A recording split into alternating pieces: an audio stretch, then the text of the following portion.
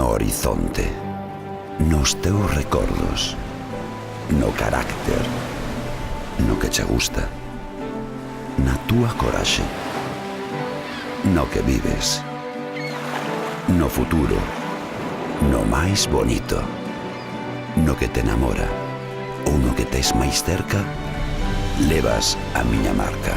Cando se trata de escoller o mellor, o noso mar marca.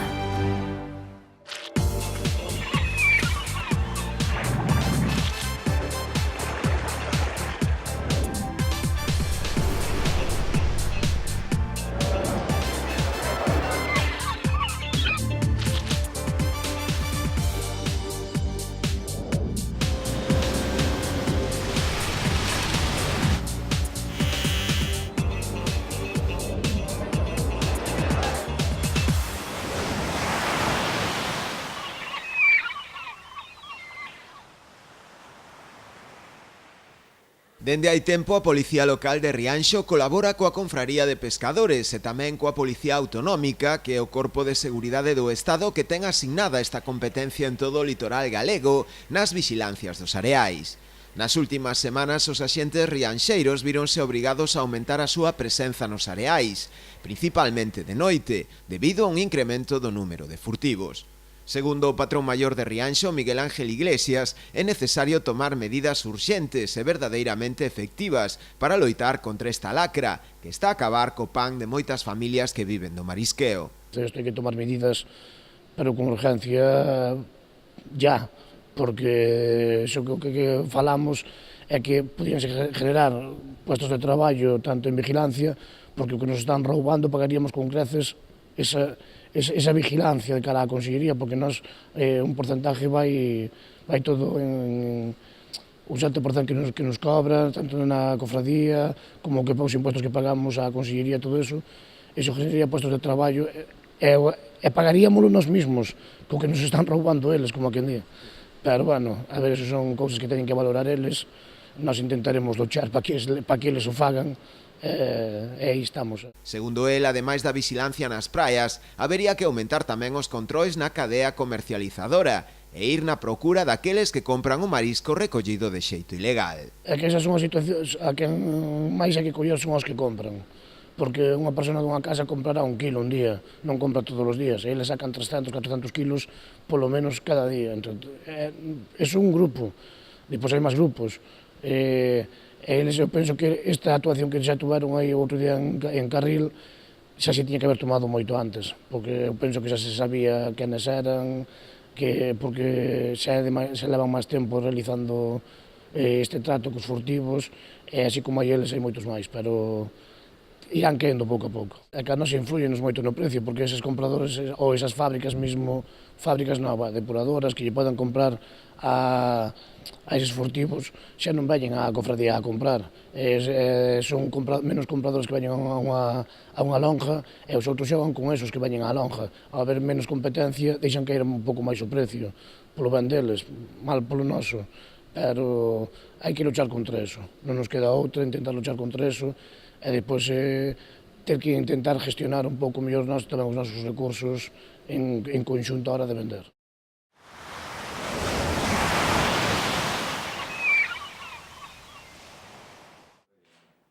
A conselleira do Mar, Rosa Quintana, acompañada pola directora xeral de Pesca, Acuicultura e Innovación Tecnolóxica, Mercedes Rodríguez, reuniuse co secretario xeral de Pesca do Ministerio de Agricultura, Pesca, Alimentación e Medio Ambiente, Alberto López Asenjo.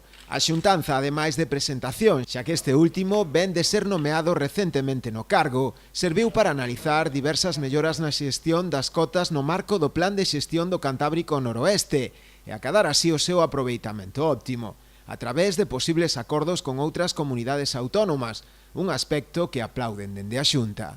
Un espíritu de colaboración buscando el mejor aprovechamiento de las cuotas y apelando a la solidaridad y, repito, sobre todo, un mejor aprovechamiento de las cuotas que posibiliten una gestión racional y solidaria de lo que tenemos a disposición de la flota. A xestión do Fondo Europeo Marítimo e da Pesca foi outro dos asuntos tratados nesta xuntanza, co obxectivo de aproveitar este financiamento de xeito eficaz e na procura dunha actividade sustentable e exitosa. Hay que mejorar la gestión, evidentemente, del Fondo Europeo y Marítimo de la Pesca para aprovechar en la medida de lo posible esas cantidades de dinero que están ahí y que queremos que sigan utilizándose para que la pesca dure mucho tiempo de una forma sostenible y exitosa. Na xuntanza tamén se abordou o problema do Brexit e as posibles consecuencias para a flota galega e española da marcha de Reino Unido da Unión Europea. El Brexit ha estado también sobre la mesa, estará largo tiempo. Desgraciadamente no tenemos la iniciativa, no solo Galicia ni España, sino la Unión Europea en sí. Es algo que está en manos del Reino Unido y solo a ellos les compete dar, por así decir, el pistoletazo de salida de una negociación que se presume que va a ser larga, que va a ser complicada y en la que hay que tener en cuenta muchísimos aspectos en los que somos conscientes que, al igual que se está trabajando desde Galicia, desde la Secretaría General de Pesca se está trabajando muy activamente.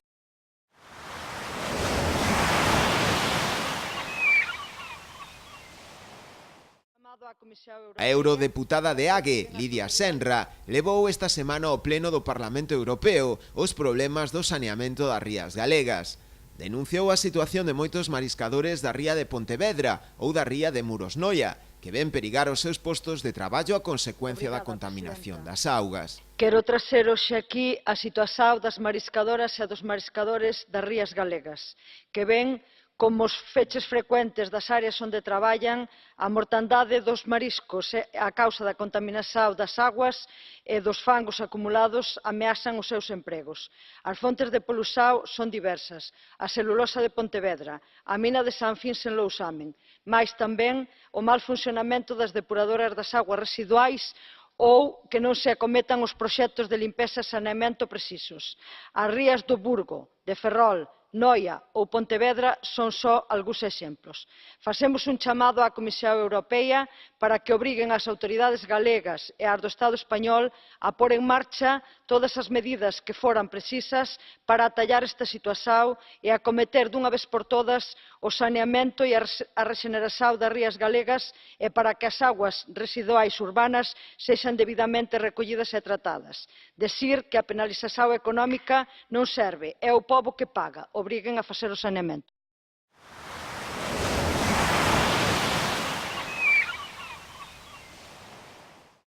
A voceira de Medio Ambiente do Grupo Socialista, Patricia Vilán, presentou na Comisión de Obras Públicas e Medio Ambiente do Parlamento de Galicia unha proposición non de lei sobre os problemas de funcionamento da Edar de Ribeira.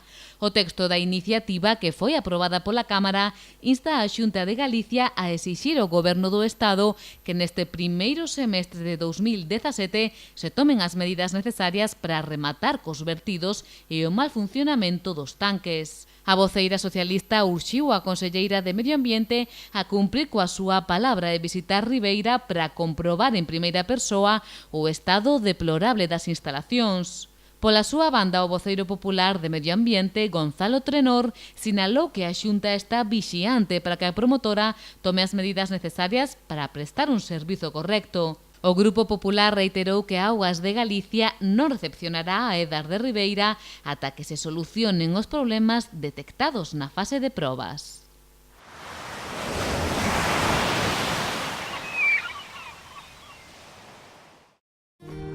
Eu confío na conservación e o respeto ao medio ambiente. Eu confío na pesca de boixura artesanal e selectiva. Eu confío no traballo feito con esmero e agarimo.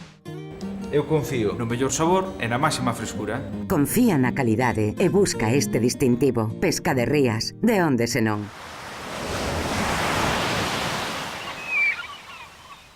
Pertencer á Rede Náutica Internacional Past por Scales xerou un volume de negocio de ao redor de 300.000 euros nos 14 portos deportivos galegos membros, uns datos que salientou o presidente de Portos de Galicia. En Galicia no ano 2016 foron un total de 1.448 pernoctas nos 14 portos deportivos galegos adheridos á rede.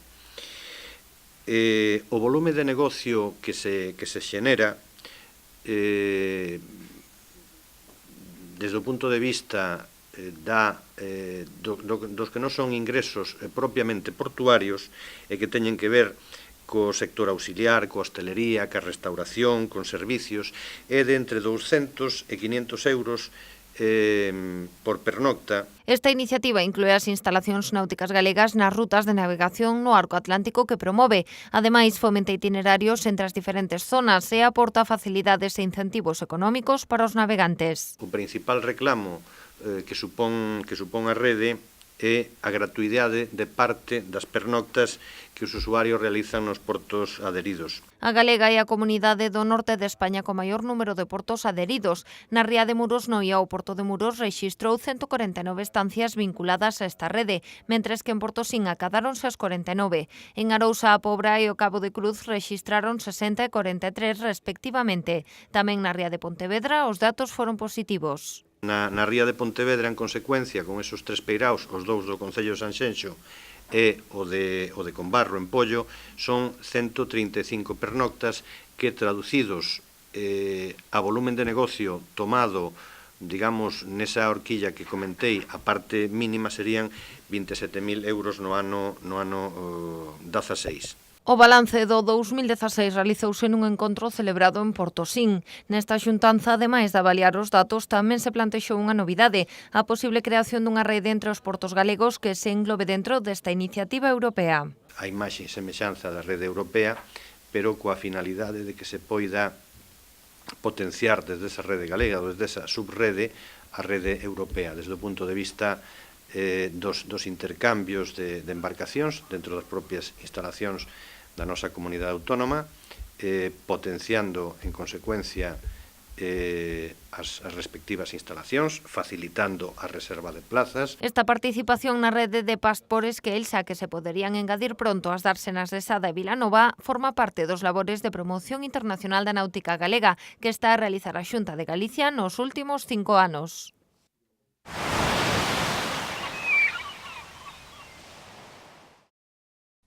O Porto de Marín vestiuse de longo nesta tarde coa botadura do palangreiro CLF Hunter, un buque construído polo astilleiro Nodosa que realizará o seu traballo nas Illas Malvinas coa pesca de merluza negra. O armador quedou encantado co traballo realizado con este buque.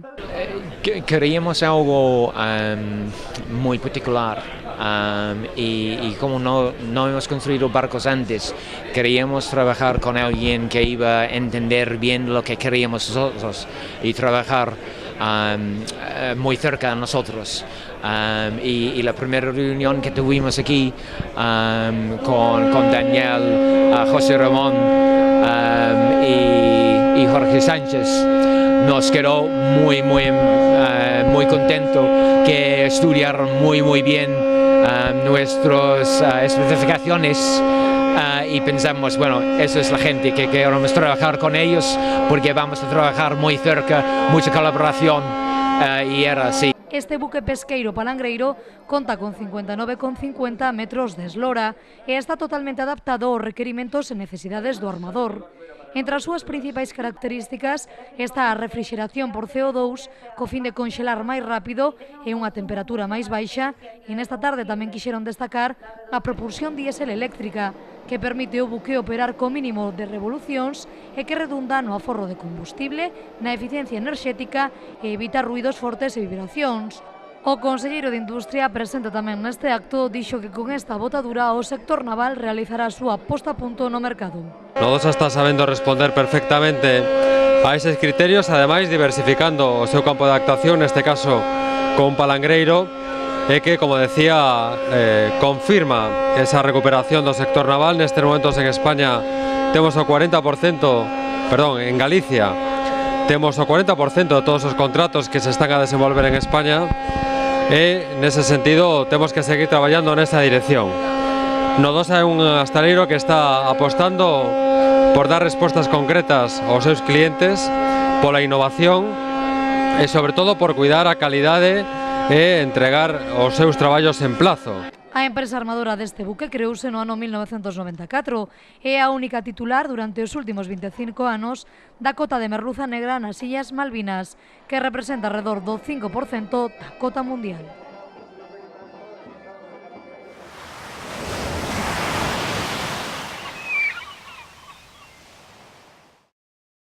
De molsopos, patacas fritas a veces, de queixo, de chorizo, de pamimbo, de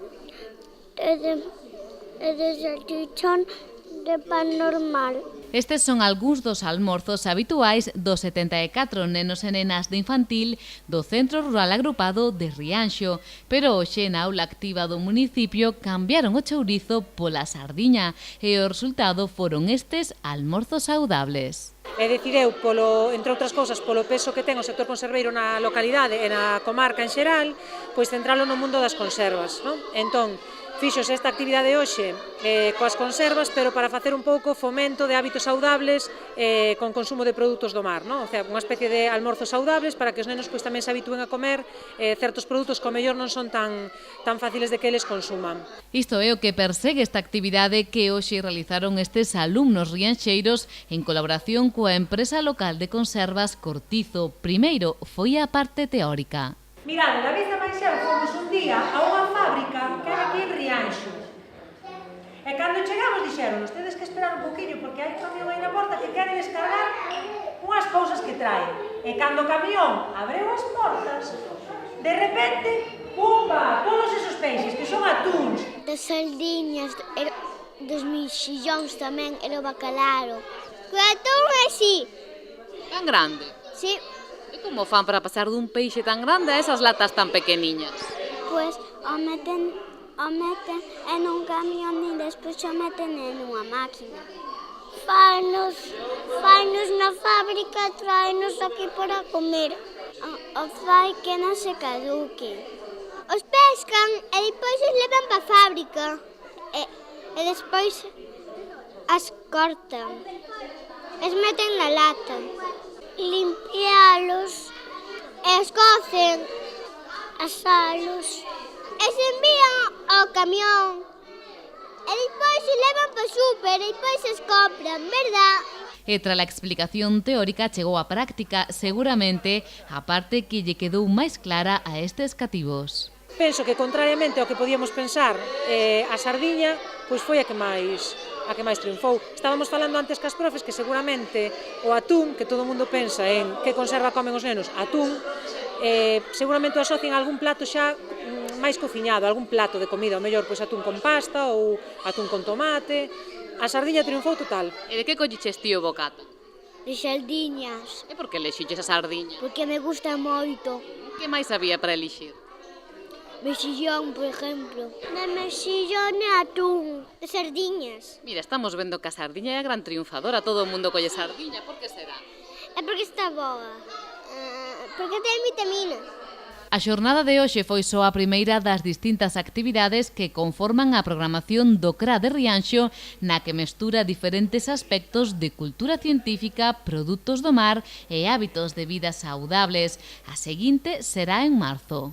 O papel da muller na ciencia, non? Entón, ese día o que imos a facer van a ser unha serie de experimentos para que eles, bueno, que sobre todo que sexen visuais, non? Pois cambios de cor ou algo que faga burbujas, pompas, etcétera, para que eles se adentren un pouco no que é o mundo da ciencia, que vexen, bueno, a través de cousas sinxelas, pois experimentos. Unha aposta escolar polo coñecemento científico e medioambiental para achegarnos e aprender a respectar o noso entorno e a nosa cultura, o tempo que gozamos do sabor dun bo bocado.